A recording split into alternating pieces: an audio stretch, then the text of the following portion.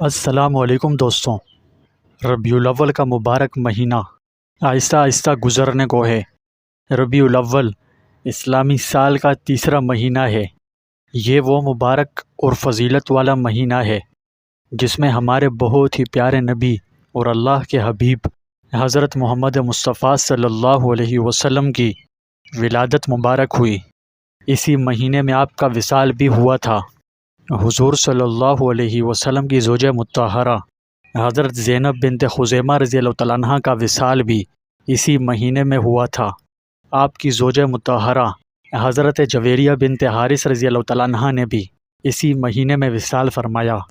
ربیع الاول وظائف و نوافل کے حوالے سے وہ بابرکت مہینہ ہے جس میں وظائف و نوافل ادا کرنا بے شمار فیوز و برکات کا باعث ہے۔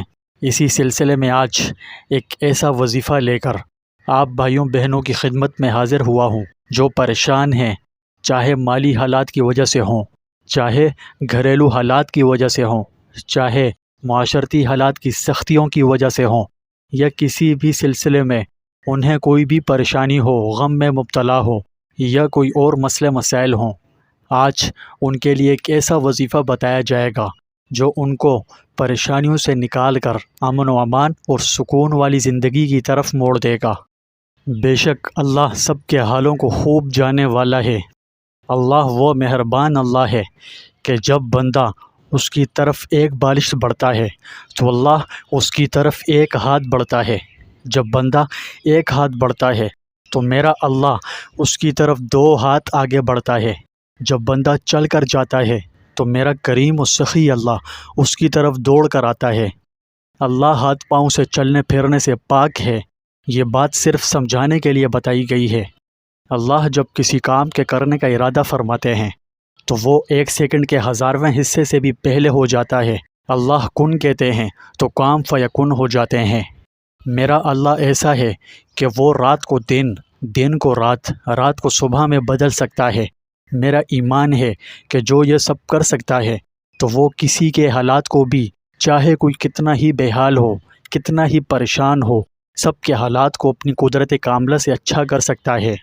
بس ضرورت ہے تو اس کی کہ اس سے اس کے شایان شان مانگا جائے۔ اس سے مانگ کر کبھی کوئی مایوس نہیں ہوتا۔ اگر سلیقے سے مانگا جائے تو میرا کریم و سخی اللہ ضرورتیں ایسی پوری فرماتے ہیں کہ پھر کوئی اور حاجت مانگنے کی ضرورت ہی نہیں رہتی۔ بس ضرورت ہے تو اس بات کی کہ ہم اس سے صحیح معنوں میں مانگنے والے بن جائیں۔ جیسا کہ میں نے عرض کی کہ ماہ ربیع الاول کا مبارک اور برکتوں والا مہینہ آہستہ آہستہ اپنے اختتام کی طرف گامزن ہے۔ کیوں نہ اس مبارک مہینے کی مناسبت سے اپنے ایسے بھائیوں اور بہنوں کے لیے جو ہر طرف سے مشکلات میں گھرے ہوئے، ہر طرف سے نا امیدی کے گہرے سمندر میں پھنسے ہوئے، پریشانیوں اور دکھوں نے ہر طرف سے اپنا شکار بنایا ہوا ہو، ان کے لیے ایک ایسا زبردست، طاقتور، تیر بہدف اور بہت ہی مجرب آزمودہ وظیفہ شیئر کیا جائے تاکہ ان کو ان کی تمام مشکلات سے نجات مل سکے۔ تو اسی سلسلے میں آج یہ وظیفہ لے کر آپ کی خدمت میں حاضر ہوا ہوں، اور یہ وظیفہ، یہ عمل ایسا ہے کہ چاہے آپ کی پریشانی پہاڑ سے بھی بڑی کیوں نہ ہو، انشاءاللہ ختم ہو جائے گی۔ لیکن اس کے لیے شرط ہے کہ جیسا میں آپ کو بتاؤں آپ نے بالکل اس عمل کو ویسا ہی کرنا ہے۔